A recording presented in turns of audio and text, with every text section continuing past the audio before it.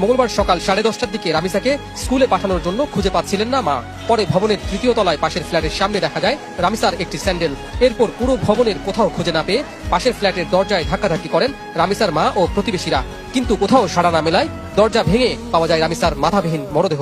রাজধানী পল্লবীতে 2য় শ্রেণীর ছাত্রী 7 বছরের লামিসা আক্তার হত্যার মাত্র 7 ঘন্টার মধ্যে প্রধান আসামি সোহেল রানা ও সহযোগী স্বপ্না আক্তারকে গ্রেফতার করেছে পল্লবী থানা পুলিশ। লামিসাকে ধর্ষণের পর ধারালো অস্ত্র দিয়ে হত্যা করা হয়েছে। এই ঘটনায় হত্যায় ব্যবহৃত ছোড়া, বিচ্ছিন্ন মাথাসহ বিভিন্ন আলামত উদ্ধার করা হয়।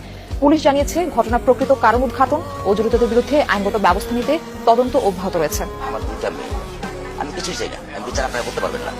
আপনাদের এই ধরনের কোনো রেকর্ড নাই, আপনারা পারবেন না। আমার মেয়েও ফিরে আসবে না। আপনারা বিচার করতে পারবেন? পারবেন না।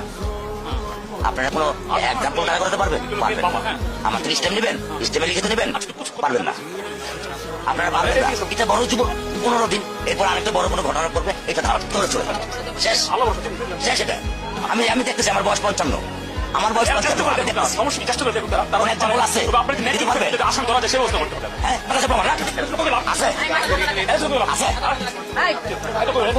আপনি কি বুঝবেন আমার দুঃখ?